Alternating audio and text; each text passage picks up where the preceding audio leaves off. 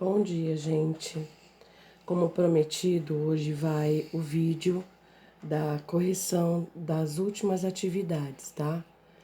Deu um problema no meu computador e aí eu não tinha como baixar as atividades que estavam no meu celular e daí eu acabava não comportando para fazer o vídeo. Mas agora tá tudo ok, consegui passar as atividades para lá, então eu vou fazer com vocês a correção, tudo bem? Bom, as atividades que a gente tinha porque as atividades propostas para essa última semana nossa, de matemática foi a página 62, 66, 67.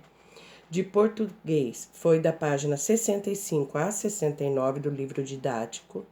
E o CHG 29, 30, 31, tá bom? Nós vamos começar com português, tá? Como foi menos atividades, menos conteúdo, vai dar pra gente fazer num vídeo só, tá bom? Então, em português, na página 65 a 69, na página 65, que era essa aqui, olha, gente, tinha uma escultura.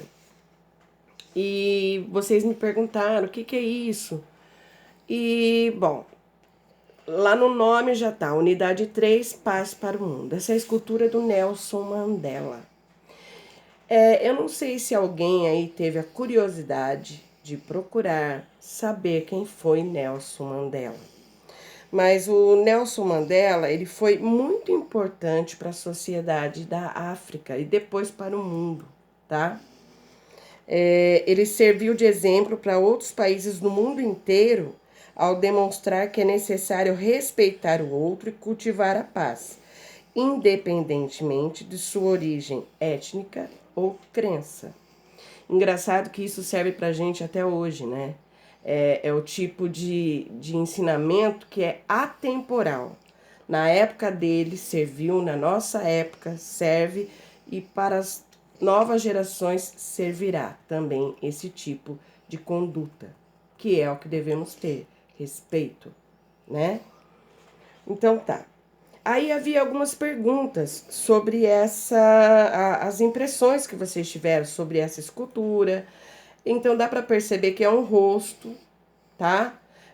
Fatiado, né?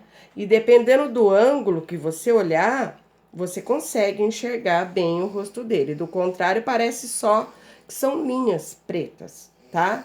Mas é o rosto do Mandela, é uma escultura, tá? Então, aqui a número 1 seria as impressões de vocês pessoais.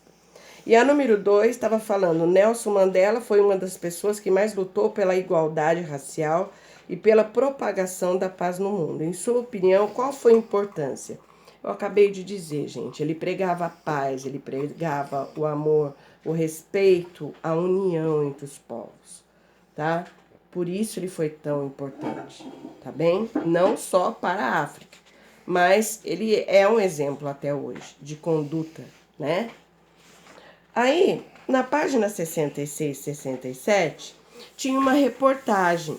E a reportagem, o título era Quem são os refugiados? Eu pedi para vocês pesquisarem o que seria refugiados. Então vamos pensar. Refugiados. Refugiados vem do substantivo refúgio. O que seria refúgio? Esconderijo, lugar onde a pessoa se acolhe, fica ali bem acolhido, escondidinho, né? Sendo cuidado. Então, é isso. Normalmente, quando acontece guerras em alguns países, algumas pessoas acabam fugindo dos seus próprios países e indo para outros, refugiando-se em outros países. A princípio, isso aconteceria para que eles tivessem uma vida melhor, fugisse da guerra e conseguisse ter uma vida melhor. Infelizmente, a gente sabe que as coisas não são bem assim, porque quando você vai para um outro país, não é só o fato de você não falar o mesmo idioma, mas são todos os costumes, as crenças, é tudo muito difícil. Infelizmente, nós aqui, até na nossa cidade, nós temos refugiados, os haitianos, tá? Eles fugiram da fome mesmo, da situação de pobreza que estava o país, deles e vieram para cá. Alguns conseguiram empregos até bons, estão conseguindo sobreviver melhor do que se estivesse lá, porém outros não. Então, assim, é uma situação muito triste, muito delicada. Infelizmente, alguns países não recebem com tanto carinho e afinco os refugiados de outros países, tá? Mas o Brasil, graças ao bom Senhor, é um país que, por ser miscigenado, acaba tendo essa cultura de cuidar, de sempre cabe mais um, sabe? Igual casa de mãe, que sempre se alimenta um, alimenta dois, três, quatro. É assim, o Brasil é assim, graças a Deus. Mas eu pedi para que vocês procurassem saber, até por uma questão de cidadania mesmo. Afinal de contas, vocês não serão crianças para a vida inteira. E se depararão muito com esse tipo de assunto em jornais, em revistas. E até teve uma novela que falou sobre os refugiados, né? Vocês devem lembrar. Eu não lembro o nome agora, mas foi uma novela das 7. Então, é uma coisa que a gente tem que estar bem inteirado do assunto, tá bem? Então, tinha essa reportagem e depois tinha perguntas. Então, vamos lá para as perguntas. Número 1. Após a leitura, suas hipóteses sobre quem são e como vivem os refugiados se confirmaram? Aí tá falando, converse sobre isso com seus colegas. Como eu disse, tudo isso que eu falei aqui, do que é o refúgio, né? Do que seria o refúgio, com certeza, para quem leu a reportagem, para quem procurou, para quem pesquisou como eu pedi, com certeza soube responder, tá? Porque seria uma resposta pessoal, né? Uma pergunta. As suas hipóteses, ou seja, o que você imaginava, o seu conhecimento prévio do que seria um refugiado, se confirmou após a leitura? Então, isso é uma resposta pessoal. Porém, teriam que ter lido, teriam que ter feito pesquisas, e isso eu tinha pedido para vocês, ok? 2. Releia o trecho a seguir para responder as questões. O trecho é: muitas vezes os refugiados são tratados como se fossem foragidos. Letra A. Procure no dicionário e escreva a seguir o significado da palavra foragido. O que seria foragido? Fugitivo, né? E nesse caso, ó, aquele que fugiu, fugitivo, que vive em outra cidade ou país, por ser procurado pela justiça ou por sofrer perseguições, tá? Então, era fácil, podia, quem não tinha dicionário aí, procurava no Google. O importante é que sempre seria esse que foi perseguido, né? A letra B. Com base na leitura do texto, o que significa ser tratado como um foragido? É como se essas pessoas tivessem feito algo errado. E, na realidade, infelizmente, existe sim. As pessoas imaginam que, por eles terem fugido do próprio país, é porque eles fizeram alguma coisa errada. O que não é real, tá, gente? É bem diferente um fugitivo de uma pessoa que é um refugiado, tá? O refugiado fugiu para não morrer, fugiu para tentar uma vida melhor, fugiu porque estava havendo guerra e não queria morrer, não queria perder sua família, tá bem? Depois, por quais motivos os refugiados abandonam o local onde nasceram? Acabei de falar, é por guerra mesmo, por questão social, né? A fome, a injustiça e tudo isso que a gente está cansado de ver que acontece principalmente com refugiados que vêm da África, tá? 3. Em sua opinião, em que situação um país passa a ser considerado sem condições de vida para os seus habitantes?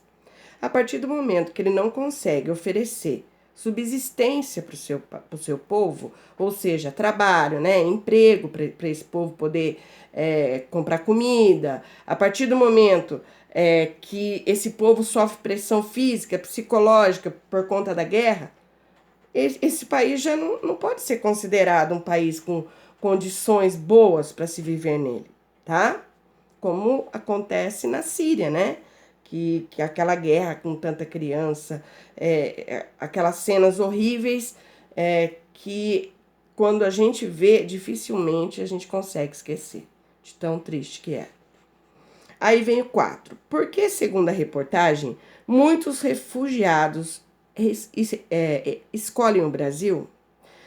Primeiro, porque aqui, como eu já disse, o Brasil ele tem uma política amigável, tá? Recebe eles bem, dá acesso aos documentos, né? Aos serviços prestados pelo governo. Quer dizer, não é porque, por exemplo, os haitianos que vieram para cá, se eles precisarem entrar no Bolsa Família, eles vão entrar, mesmo eles não sendo brasileiros, tá?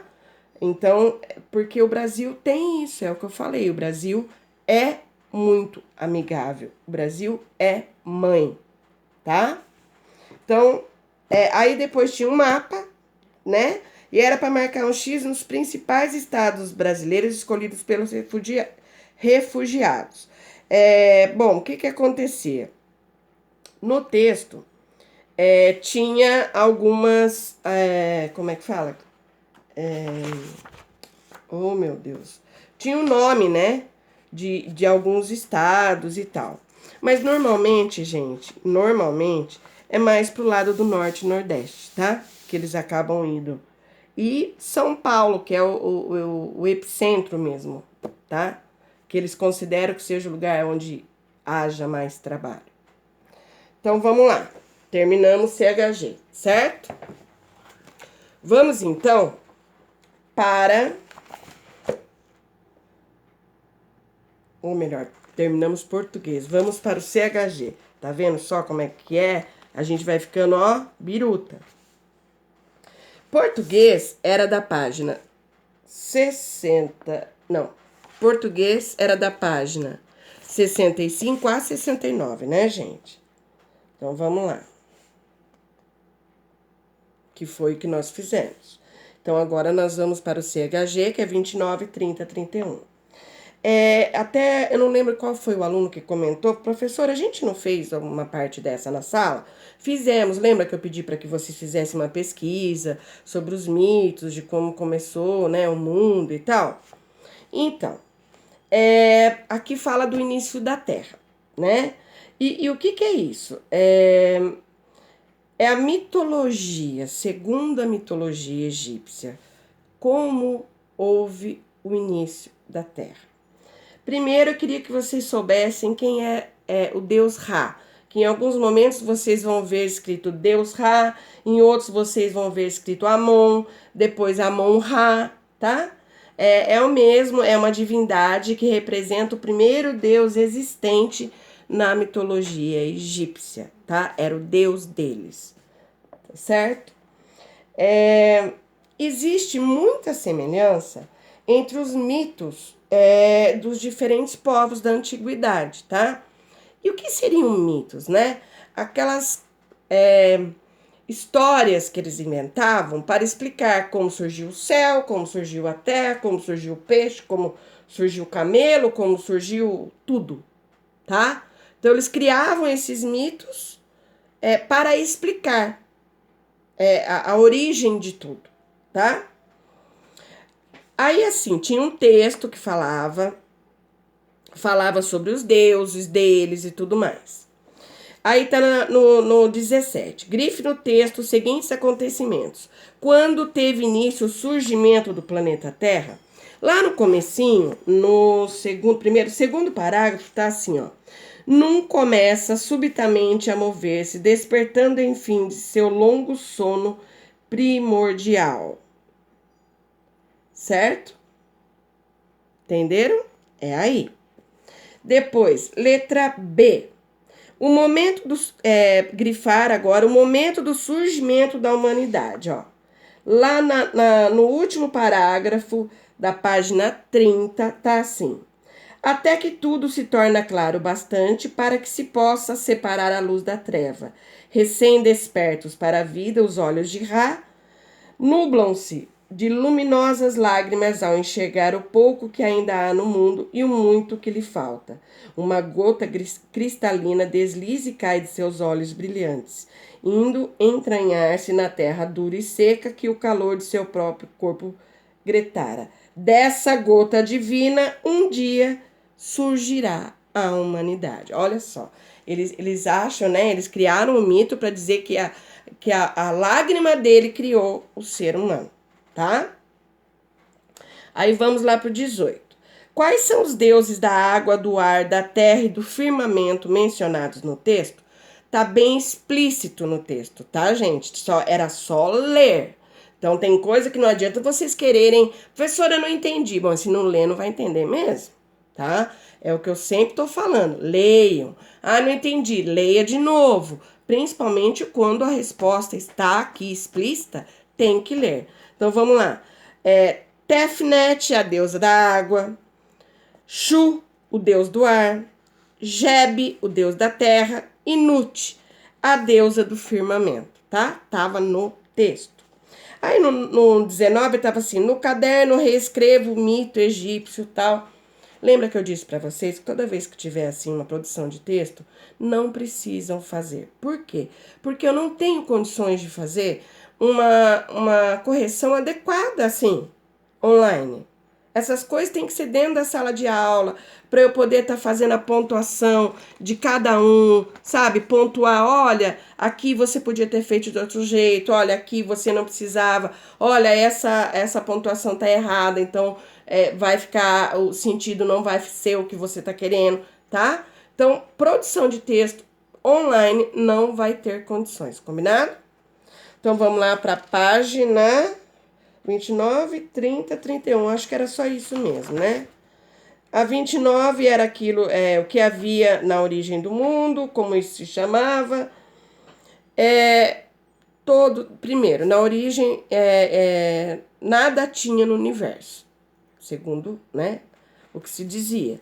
Tudo se confundia e não era possível distinguir a terra do céu nem do mar. Esse abismo nebuloso se chamava caos, olha só. Era assim que eles diziam que era o início, antes de tudo, né? Na letra B da 29 tá assim: descreva com suas palavras como foram criadas as partes essenciais do nosso mundo. Gente, o céu ele foi ocupado pelos astros, né? Pelos deuses, né? O fundo do mar também foi ocupado por peixes, o ar foi reservado aos pássaros, e assim a terra e todos os outros animais. Tava no texto? Tava, tá? Então existem algumas respostas que fica até meio chato eu ficar cutucando uma coisa que estava ali. Então, quem eu vi que mandou a atividade, eu vi que estava errado, fui lá, cutuquei, né? Olha de novo, presta atenção. Mas agora, de qualquer maneira, a correção tá aí, tá? Depois, quais elementos ocuparam o céu, o mar e a terra? É o que eu acabei de falar: o céu, os astros e os deuses, fundo do mar foi ocupado pelos peixes, o ar foi reservado aos pássaros e a terra a todos os outros animais, tá? Então, CHG, ok. Matemática agora. Matemática era a página 62. Aí a gente ia pular 63, porque é um jogo da viagem. Teria que ser feito dentro da sala de aula. Mas se vocês quiserem fazer na casa, sem ser uma coisa assim, tenho que mostrar para a professora, tudo bem, tá? E o que tinha na página 62? A página 62 eram desafios. Que tipo de desafio? Eram situações, problemas, né? Onde você usava adição, subtração, e também medida de tempo, que a gente já tinha feito em outras atividades, muitas atividades, e aqui novamente, tá? Então vamos lá. 1. Escreva os números usando somente algarismos. Esse daqui teve um pequeno probleminha, que eu tava, ao mesmo tempo que eu tava falando, eu não sei porque cargas d'água, eu fui falar de numeral romano, vocês lembram disso? E não tinha nada a ver, era para colocar os algarismos mesmo, tá? É que é uma coisa assim, é como eu sempre falo, quando a gente tá na sala de aula, você erra e ali mesmo você já arruma e fica tudo certo. Mas aqui no online não, quando você vê, você já falou, e aí quando alguém pergunta, você vai olhar de novo, você fala, nossa, é verdade, tá? Então, como errar é humano, e eu erro também, volto a repetir o que eu já havia falado para todo mundo lá nos áudios, né? Que eram algarismos mesmos, colocar os números, tá? Então, como se escreve 123 mil? 1, 2, 3, pontinho, 0, 0, 0, né? Lembrando sempre, unidade, dezena, centena, simples, unidade, dezena, centena de milhar, unidade, dezena, centena de milhão, tá? Depois, 5,1 milhões. Como que eu ia colocar isso? Na unidade 0, na unidade simples 0, dezena simples 0, centena simples 0, unidade de milhar 0, dezena de milhar 0, centena de milhar 1. E lá no milhão, unidade de milhão 5, né? Então, 5, 100, 0, 0, 0, tá? 149 mil, muito fácil, né, gente? 149, 0, 0, 0. 46 mil também, 46, 0, 0, 0. E 998 mil, mesma coisa, né? Não chega no milhão, continua ainda até só a classe do milhar, tá? Aí vem o número 2. O desenvolvimento nas diferentes cidades brasileiras é construído pelo empenho de trabalhadores e trabalhadoras que dia a dia realizam as suas tarefas com dignidade e dedicação. Letra A. Um fabricante produziu em um dia 330.234 parafusos em uma máquina e 234.567 em outra máquina. No final do dia, quantos parafusos o fabricante produziu? O que eu tinha que fazer, gente? Ele produziu X numa máquina, outro X na outra máquina. Eu vou juntar. E quando eu junto, qual é a conta que eu faço? Eu faço uma adição, certo? Então, era só somar. Somando, daria, né, no caso, 564.801 parafusos, certo? Letra B.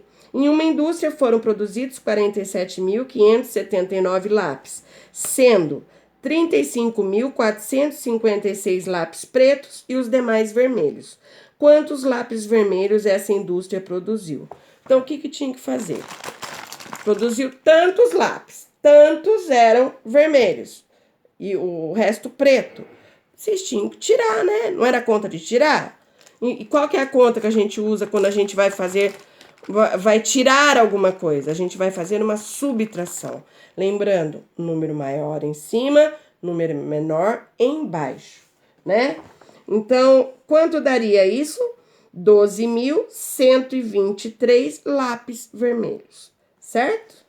Letra C. Um estocador de alimentos separa em uma semana 32.345 sacos de arroz e 41.267 sacos de feijão. Quantos sacos de alimentos foram separados nesse período? Gente, aí não tá perguntando qual que é isso, qual que é aquilo, tá mandando juntar. Aí é alimento, não é? Arroz e feijão, tanto um quanto o outro, é alimento. Então, era para juntar, para fazer uma adição. Então, deu 73.612 sacos de alimentos, tá? Lembra que eu sempre falo quando tem uma situação problema. Prestem atenção no que está perguntando. Não é só no enunciado, não é só no que está escrito na situação problema, mas o que está pedindo, tá? Aí o número 3 já era agora aqui, já pensando já na medida de tempo. Quantos minutos dura uma partida de futebol sem contar intervalos e interrupções? Olha, até eu que não gosto de futebol, sei que o primeiro tempo é 45 minutos, o segundo tempo 45 minutos. Então, sem contar com intervalo, 90 minutos, certo? Letra B. Quanto tempo você assiste a televisão diariamente? Isso era uma resposta pessoal, tá, gente? Então, eu não poderia falar, tá errado, você falou que assiste 3 horas de televisão. Ah, mas o outro falou que assiste 8 horas. Viu? Cada um assiste aquilo que os pais acham que é certo, tá? Então, é uma resposta pessoal. Letra C. Isabel assistiu a 2 filmes, um de 60 minutos e outro de 90 minutos. Quanto tempo em horas Isabel gastou para assistir aos filmes? Lembrando, gente, 1 hora, 60 minutos. Um dos filmes tem 60 minutos, certo? Então tem 1 hora. O outro filme tem 90 minutos. Tá, se 60 minutos é 1 hora, então esse outro filme tem 1 hora, 60, mais 30. Então, 60 minutos mais 30 minutos, que dá 90 minutos. Então, 1 hora e meia. Então, os 2 filmes, 2 horas e meia. Certo? Letra D. Claudete precisa chegar à escola ao meio-dia. Faltam 20 minutos. Que horas são? Gente, lembra do relógio que eu sempre falei? Os minutos a gente vai contando de 5 em 5, 5, 10, 15, 20, né? Então, no caso, se for 11h40, lembra do que eu falei? Antes do meio-dia, 11. Depois, se fosse à noite, seria 23 horas, tá? Então, 11h40. Porque 11h40, 11h45, 11h50, 11h55. Como não existe 11h60, é meio-dia, tá, gente? Então, essa é a página 62. Aí, nós vamos para a página 66. O que era aí?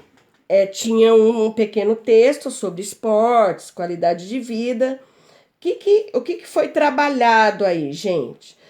O sistema de numeração mesmo, a leitura, escrita, né? Ordenação, saber ler e interpretar um texto, apesar de ser de matemática, tá, gente? Olha lá.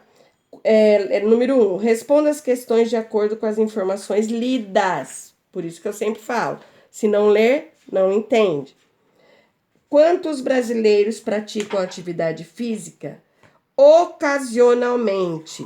Lá naquela coisinha amarela tá escrito assim: mais da metade da população brasileira faz alguma atividade física ocasionalmente, tá?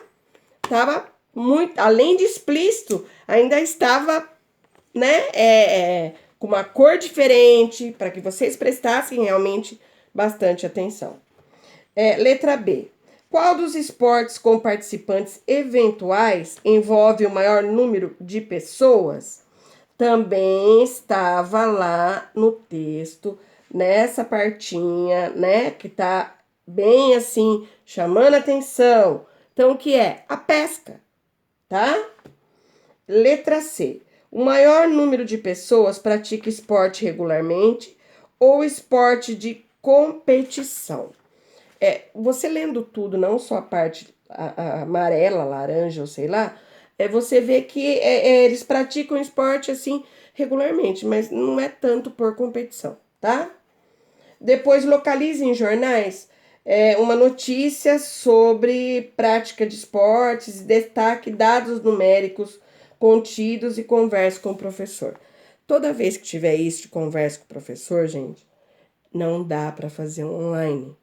Por quê? Porque eu não tenho um aplicativo que eu possa estar todo mundo fazendo, por exemplo, uma videoconferência, tá? Então, não tem como a gente fazer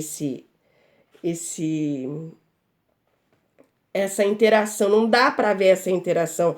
Você fala, eu respondo ao mesmo tempo, tá? Então, quando é assim, não tem condição. Aí vamos para a página 67 e última, que tinha o quê? Tinha um pequeno textinho, né, também, e tinha uma tabela. O que vocês tinham que fazer? Interpretar essa tabela, ler e entender essa tabela.